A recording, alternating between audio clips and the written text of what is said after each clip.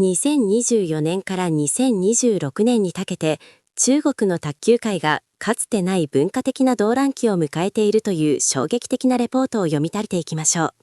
長年卓球は中国において国球として国家のアイデンティティと規律の象徴でしたが、近年エンターテインメント業界から流入したメシケン・ファンクアンと呼ばれる過激なファン文化が競技の在り方を根本から変質させているんです。よろしく美咲。このレポート、タイトルからしてメーカーやベテランが教えてくれない真実というかなり踏み込んだ視点だね。グローバルタイムズの報道によれば、このメシケン文化の革新はチーム全体ではなく特定の個人選手に対する絶対的な忠誠心にあるんだ。その対象が勝つためには手段を選ばないという攻撃的な行動原理がスポーツの場に持ち込まれている。そうなんです。2020年の東京五輪以降、その傾向は顕著になり、今やスポーツマンシップとナショナリズムが激しく衝突する事態となっています。特に2026年3月の WTT チャンピオンズ中継で露呈した日本代表の張本智和選手に対する組織的な妨害行為は世界中に大きな波紋を広げました。中国当局や中国卓球協会もこの事態を重く見て異例の統制策に乗り出している。スポーツが純粋な競技の枠を超え、一種の代理戦争やアイドルの所有欲の場と化している実態がこのレポートには克明に記されているね。技術への敬意が失われ、個人の崇拝が優先される中で、中国卓球が国球としての尊厳をどう取り戻そうとしているのか。次のパートでも引き続き、このサマリーの後半として、社会背景や政治との連動性の全体像をさらっていきましょう。サマリーの続きだけど、レポートが提示する最も深刻な視点は、ファン文化の変質が政治情勢と密接に連動している点だね。特に日本代表選手への攻撃がある種の免罪符を得て過激化している実態がある。はい。ライブドニュースなどの報道を引用した分析によれば、2025年11月の高島政権の誕生以降、日中関係の緊張が卓球会場の空気にも影を落としています。張本智和選手へのバッシングは、単なる勝負の枠を超え、歴史認識や血統主義的なナショナリズムの裁き口として機能してしまっている側面が否定できません。また、自国内部での派閥主義も深刻だね。ソン・イーシャ選手とチンム選手のファン同士の対立など、チームメイトであっても推しのライバルであれば容赦なく攻撃する。デマの拡散やランキング操作といった SNS プラットフォームの進化がこの毒性を加速させていると指摘されている。こうした病理に対し、2025年4月に就任したオウ・レッキン新会長のもと、中国卓球協会は選手の芸能人化を徹底排除し、規律重視の教育へと舵を切りました。このレポートは、2026年現在の中国卓球が抱える成功の副作用を冷徹に分析し、競技の持続可能性を問いかけています。技術へのリスペクトを取り戻せるのか、それとも商業主義とナショナリズムに飲み込まれるのか、これから始まる各章の議論には、その詳細なメカニズムを具体的エピソードを交えて深掘りしていくよ。さあ、サマリーを終えて、次は名剣文化がどのようにして卓球界に根付いたのか、その社会的力学を詳しく見ていきましょう。さて、ここからは、綿剣文化が卓球という領域にどのように移植されたのか、その背景を探っていこう。シックストーンの分析記事によれば、この現象が顕著になったのは2020年の東京五輪以降なんだ。本来芸能界で特定のアイドルを熱狂的に支持するコミュニティを指す言葉だった綿剣が、なぜ卓球にここまで深く入り込んだのでしょうか。レポートによれば、その革新は個人のアイドルに対する絶対的な忠誠心にあります。かつてのファンは国家代表チーム全体の勝利を願う合理的ファンが主流だったのですよね。そうだね。昔の中国ファンは対戦相手であっても高い技術を持つ選手には敬意を払っていた。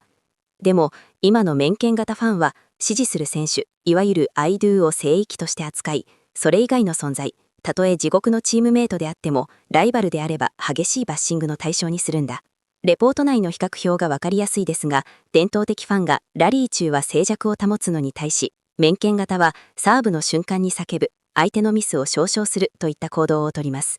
これはスポーツ観戦のマナーという概念を根底から覆すものです。ウェイボーなどの SNS では、プロのファンリーダーが主導して推し選手の商業的価値を高めるための組織的な活動が行われている。投稿数やランキング順位といったデータが全てだと信じるあまり、競技そのものの質は二の次になってしまっているんだね。スポーツが純粋な技術の競い合いではなく、ファンの所有欲を満たすコンテンツへと矮小化されているわけですね。次は、この変質が具体的な事件として露呈した2026年3月の中継大会の異常事態について深掘りしていきましょう。三崎2026年3月10日から15日に開催された WTT チャンピオンズ中継。この大会は中国の卓球観戦マナーが危機的な状況にあることを世界に知らしめることになりました。スポハビのコラムでも詳しく報じられているけど、特に男子シングルス準決勝のオン・ルイボコ選手対張本智和選手の試合で見られた観客の行動は、もはや熱狂という言葉では片付けられない組織的な妨害行為だった。張本智和選手がサーブを打とうとする極めて高い集中力が必要な瞬間に、客席から意図的に大声を出す観客が続したんですよね。卓球においてサーブ時の静寂は国際的なルールではありませんが、ボールがラバーに当たる音で回転を判断する選手にとっては致命的な妨害になります。張本智和選手がボールをトスする瞬間に合わせた絶叫が行われ、彼が審判に抗議すると会場全体から少々の声が上がったというから驚きだ。さらに異常だったのは、試合後の勝者であるオン・ルイボコ選手のインタビューに対する反応だよ。オン・ルイボコ選手が張本選手のレベルは非常に高く、彼に感謝しなければならないと勝者として極めて謙虚でスポーツマンらしいコメントを述べた際、会場からは称賛ではなく激しいブーイングが飛んだんです。自国の選手が相手をリスペクトする姿勢を見せただけでファンが怒り出す。これはスポーツマンシップそのものが現在の面見ファンにとっては邪魔なものになってしまっている証拠だね。中国メディアの新郎体育なども、彼らは本当にファンなのかと疑問も呈するほどだった。競技結果以上にファンの振る舞いが物議を醸した中継大会。次はなぜここまで日本人選手、特に張本智和選手が敵意の対象になるのか、その構造を分析しましょう。レポートの中でも特に重いテーマの一つが、張本智和選手に対する敵意の構造だね。ライブドアニュースの記事でも、なぜ彼が他の外国人選手以上に激しいバッシングを浴びるのか、その理由が分析されています。そこには、彼の出生背景と日中関係の悪化が複雑に絡み合った中国特有のナショナリズムが反映されています。張本智和選手の両親は中国四川省出身の元卓球選手ですが、彼自身は日本で生まれ育ち、日本代表として中国の前に立ちはだかっています。中国のネットユーザーの一部は、この事実を数天万層、自分の先祖やルーツを忘れることとして道徳的な裏切りとみなしているんだ。中国人の血を引く者が日本代表として中国に勝利しようとすることは、彼らにとって単なるスポーツの勝敗を超えた民族的な屈辱として捉えられる傾向がある、血統主義的なナショナリズムですね。さらに、張本選手の激しい方向、いわゆるチョレイや得点時のアクションも、中国のファンには中国をバカにしていると過剰に解釈されやすい。SNS 上でデマや誇張された映像が拡散されることも火に油を注いでいます。本来、純粋なアスリートとして評価されるべき技術や情熱が、血筋というフィルターを通して悪に変換されてしまう。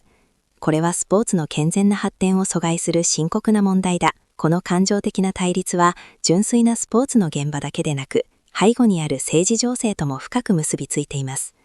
次は、高井政権の誕生がどのようにファン心理に影響を与えたのかを見ていきましょう。レポートは2025年11月に誕生した日本の高市政権が中国卓球ファンの行動に決定的な影響を与えたと指摘している。独自分析によれば、高市首相による靖国神社参拝の継続以降や台湾有事に関する強硬な発言は中国国内で激しい反発を招きました。その政治的緊張の裁き口として日本代表の象徴的存在である張本智和選手が選ばれた側面があるんです。2025年末の WTT ファイナルズでは、場内アナウンサーが意図的に張本智和選手の名前を読み飛ばすという陰湿な嫌がらせまで発生した。SNS 上では、高市政権の看板を背負う張本を叩くことは愛国行為であるという論理が正当化されてしまったんだね。スポーツが政治的メッセージの代理戦争の場と化しているのが、2026年現在の恐ろしい実態です。本来コートの上に立つ選手に非はないはずですが、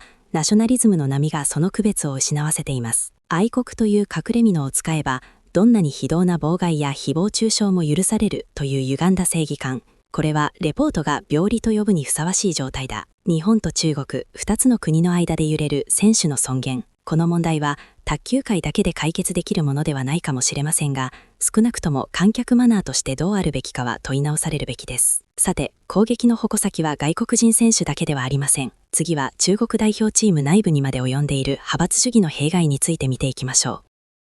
う。岬文化の毒性は外国人選手への攻撃にとどまりません。皮肉なことに中国代表チーム内部の結束をも脅かしています。レポートではこれを派閥主義の弊害として詳しく報告しています。特定の選手の唯一無二の熱烈なファンであることを証明するために、同じチームのライバルを貶めるという行動様式だね。特に女子の孫インシャ選手と陳門選手のファン同士の対立は常軌を逸している。陳門選手が孫インシャ選手を破って優勝した際、会場にいた孫インシャファンが陳門選手に罵声を浴びせたり、表彰式をボイコットして退場したりする事態が常態化しているそうです。ネット上でも、コーチ陣が孫インシャを冷遇している、陳門が不正な道具を使っているといった何の根拠もない陰謀論がメシケングループ内で作成され拡散されているんだ。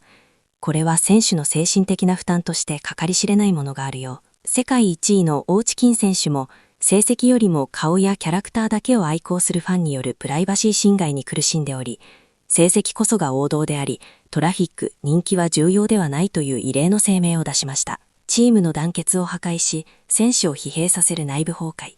中国卓球協会が強硬な規制に乗り出さなかった背景には、この深刻な身内への牙があったわけだね。ファン文化が選手の安全を脅かすレベルまでエスカレートしている現状。次はさらに物理的な脅威について詳しく見ていきましょう。メシケン間文化の恐ろしさは、デジタル空間の誹謗中傷だけにとどまらず、選手の物理的な安全を脅かす段階に達していることだ。レポートには衝撃的な事件が記録されています。はい。2024年から2025年にかけて、ハンシントン、ファンジェンドン選手の宿泊するホテルの部屋に、熱狂的なファンが清掃員を襲ったり、合鍵を不正入手したりして侵入する事件が発生したそうです。まるでサスペンス映画のようだけど、これが現実のスポーツ界で起きている。さらに空港での混乱も深刻で、選手の移動情報を違法に入手し、空港で待ち伏せして進路を塞ぐといった行為が頻発しているんだ。中国の国家体育総局 GAS は、これを公共の秩序を乱す重大な違反として注視しています。単なる行き過ぎた応援では済まされない犯罪行為ですよね。選手たちがリラックスして過ごすべきプライベートな時間や、試合に集中するための環境が、ファンという名のストーカーによって破壊されている。こうした物理的な脅威が選手の競技寿命を縮めたり、メンタルヘルスに深刻な影響を与えたりすることをレポートは強く危惧しています。事態を重く見た中国政府と卓球協会は、ついに2025年に入って異例の強硬手段に出ることにした。次はその断固たる措置の内容について詳しく見ていこう。2025年に入り、事態を重く見た中国政府及び卓球協会は、異例ともいえる強硬な手段で、メシケン文化の根絶に乗り出しました。レポートによれば、これはスポーツの健全性維持のみならず、社会不安の抑制という政治的意図も含まれています。グローバルタイムズの報道によると、2025年1月、中国卓球協会 CTTA は、SNS 上の全ナショナルチーム選手の公式非公式ファングループを強制的に解散させるという驚くべき決定を下したんだ。インターネットは法外の地ではないという力強い宣言ですね。選手個人の人気を不当に煽るアカウントを排除し、選手の私生活を追う行為や選手間でのランキング投稿などを禁止しました。背景には2028年のロサンゼルス五輪に向けた強化サイクルにおいて、メシケンによる混乱がチームの団結を壊すことへの強い危機感があった。選手のトレーニング集中力を削ぐ要素を国家レベルで排除しようとしたわけだ。この大規模な規制は一時的にネット上の騒音を抑えることには成功しましたが、ファンの内面にある攻撃性までは解消できていないのが現状のようです。同時に行われたのが、長年中国卓球界を支えてきた指導部の交代だ。これがファン管理の方針転換を象徴している。次は、劉国梁体制から王力金新体制への移行と、その新しいリーダーが描く未来図について見ていきましょう。中国卓球界の象徴でもあった劉国梁氏が、2025年4月に会長職を引き継ぎ、新たに王力金氏が会長に就任したことは、ファン文化の浄化に向けた大きな一歩だった。ITTF のニュースリリースでも祝辞が述べられていますが、王力金会長のスタンスは非常に明確です。選手の芸能人化を徹底的に排除し、規律を重視する学園スポーツへの回帰を強調しています。オーレキン会長は、2026年3月の領会という中国の重要な会議において、ファン権文化を、選手の精神状態を歪め、競技の公平性を損なう深刻な害悪だと断じているんだ。彼はファンの意見を調査しつつも、それに流されない毅然とした管理を行う方針を打ち出しました。副会長には、カリスマ性のあるマリュン選手が就任し、ファンに直接理性的な応援を呼びかけています。かつての世界王者たちが、今は教育者として暴走するファンと向き合っているわけだね。エリート教育一辺倒ではなく、一般の子供たちが健全に卓球を楽しめる土壌づくりにも着手しています。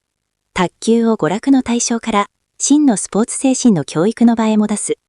オーレキン会長のこの言葉に、中国卓球の威信回復への強い意志を感じます。指導部が掲げるこの理想が、果たして現代の複雑な社会背景を持つ若者たちに届くのか。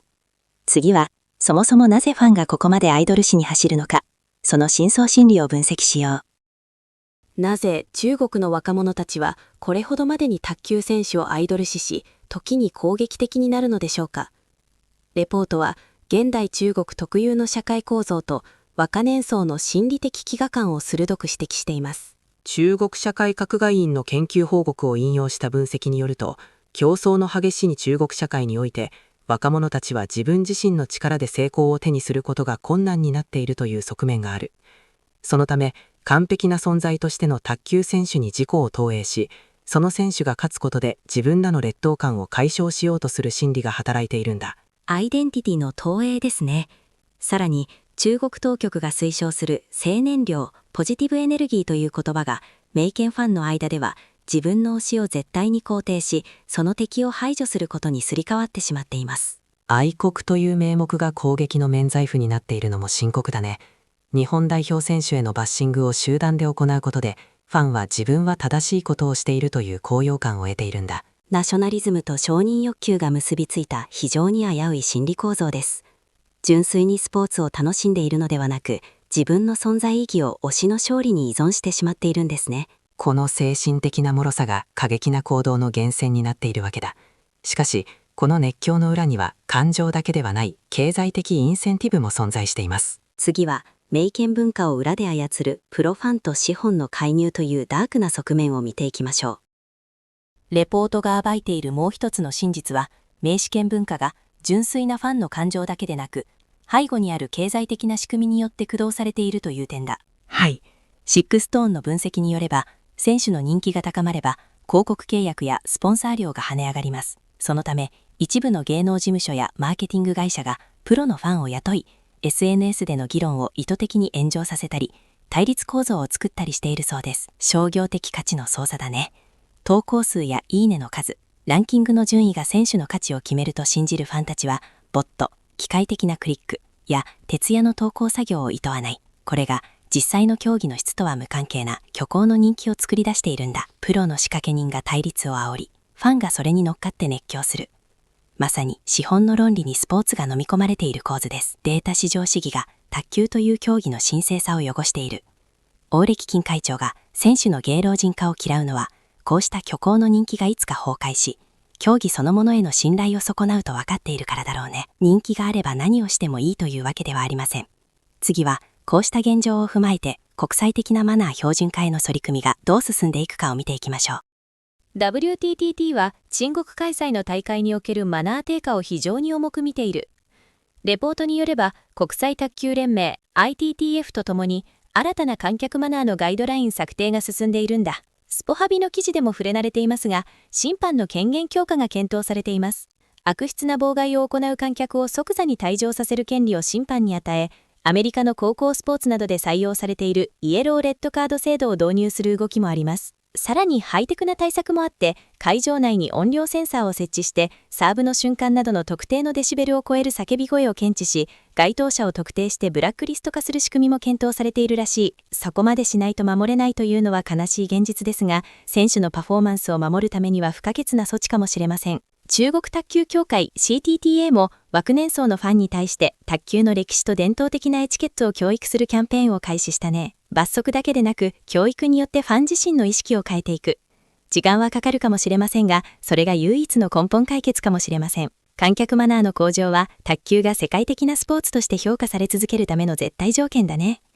次は、王歴金会長が描く未来の中国卓球の姿について深掘りしていこう。王歴金会長は自身の任期中に卓球を娯楽の対象から真のスポーツ精神の教育の場へ戻すことを目標に掲げています。具体的にはどのような試みが行われているのでしょうか。レポートによれば、まずは脱スター化だね。選手の私生活を売り物にするような広報活動を厳しく制限している。そして興味深いのが多極化の容認なんだ。多極化の容認ですか？そう。調理元智和選手やフェリックス・ルブラン選手といった強力な外国人選手の存在を中国卓球を向上させるための貴重な鏡としてファンに再定義させようとしているんだ。敵として排除するのではなく、互いに高め合う存在として認める教育だね。それは非常に知的なアプローチですね。さらに、2026年の重点目標として、学校スポーツの発展を挙げ、一般の子どもたちが健全に卓球を楽しむ土壌を作ろうとしています。エリート教育だけに特化するのではなく、裾野を広げることで狂信的なファンの流入を抑制し、競技の本質を理解する層を増やそうとしているんだね。卓球大国のリーダーとして非常に責任ある未来図を描きています。次は、こうした改革が実際の日中両国の選手やファンに何をもたらすのか、結論に向けて議論しましょう。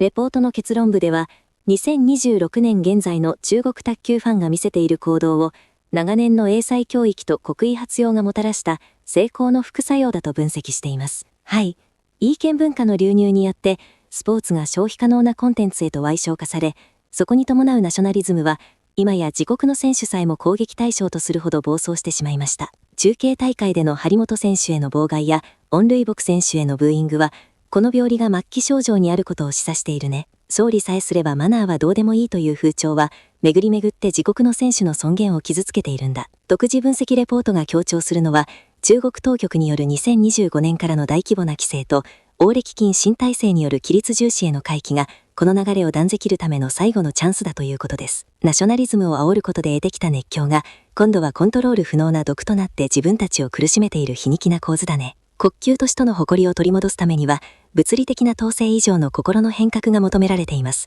次は、純粋な技術への敬意をどう取り戻すべきか、その本質に迫ります。今後、中国卓球が尊厳を取り戻せるかどうかは、ファン自身の内面において、技術への敬意がアイドルの所有欲に打ち勝てるかにかかっている、とレポートは結んでいます。重い言葉だね。スポーツが政治や商業主義の奴隷ではなく、純粋な技の競い合いの場として再構築されること。それが日中両国の選手、そして真の卓球ファンが等しく願う未来のはずなんだ。2026年3月の中継で見られた笑い声とブーイングを私たちは決して忘れてはいけません。これを単なる一大会の出来事として終わらせず、国際卓球界全体が観客マナーの再定義に向けた連携を強める必要があります。卓球という競技の持続可能性は、ラリーの激しさだけでなく、それを見守る観客の質の高さによっても支えられているんだね。相手が誰であれ、素晴らしいプレーには拍手を送り、静寂が必要な時には息をこすめる。そんな当たり前でかつ最も高潔なマナーを私たちは今一度共有すべきです。王歴金会長が掲げる学校スポーツの発展も、技術への敬意を持つ層を育てるという意味で非常に理にかなっている。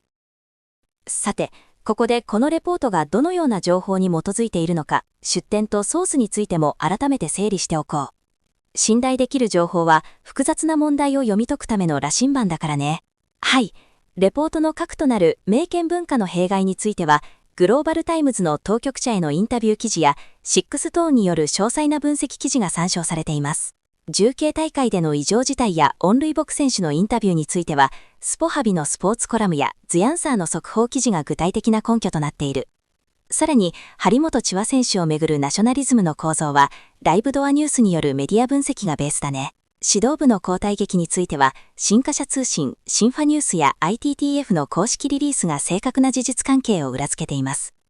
現代中国の社会的背景を読み解くために、中国社会学院の研究報告までもが引用されているのが、このレポートの深さですね。単なる感情論ではなく、公式な報道や学術的な分析を積み重ねることで、ファン文化の変遷という目に見えにくい現象を可視化しているんだね。情報を多角的に捉えることの重要性を感じます。次は、こうしたソースが導き出した卓球の未来への最後の提言をまとめましょう。いよいよ結論だ。2026年現在の中国卓球が抱える混迷は、単なるマナーの問題ではなく、ナショナリズム、資本、そして若者のアイデンティティが複雑に絡み合った社会現象そのものだね。はい。しかしレポートは希望を捨てていません。中国当局の大規模な規制と、王歴金新会長による規律重視への回帰は、この負の連鎖を断ち切るための強力な意思表示です。今後、中国卓球が尊厳を取り戻せるかどうかは、ファン自身の内面において、技術への敬意がアイドルの所有欲に打ち勝てるかにかかっている、とレポートは結んでいる。スポーツが政治の奴隷でも、所有欲を満たすだけのコンテンツでもなく、純粋な技の競い合いの場として再構築されること。それが、日中両国の選手、そして世界の卓球ファンが願う唯一の道です。重慶大会で見られた笑い声とブーイングを教訓として、観客マナーの再定義に向けた連携を強めることが、卓球という競技の持続可能性を確保するための不可欠な条件になるだろうね。コート上の火花を散らすラリーの美しさをそのまま受け止め、称え合う文化を取り戻す必要があります。この長い対談を通じて、私たちは現代中国の卓球界が直面している水優の危機と、その克服に向けた戦いを見てきました。はい、卓球というスポーツが単なる筋力や反射神経の強さ以上に、互いへのリスペクトという精神的な誠実さによって支えられているという真実が改めて浮き彫りになりましたね。選手の技術を自分のことのように喜び、ライバルの強さを正しく認められる。そんな成熟したファン文化こそが真のスポーツの価値を支えるんだ。出展レポートにある通り、卓球は国球としての尊厳を取り戻すための自己改革のプロセスにあります。この本質を選手も、そして私たちファンも一打一打の中に刻んでいきたいですね。張本智和選手やオン・ルイ・バプ選手のような気高いアスリートたちが正当に評価される会場。そんな未来を信じて私たちは見守り続けたい。全20パートにわたる対話、最後までお聞きいただき本当にありがとうございました。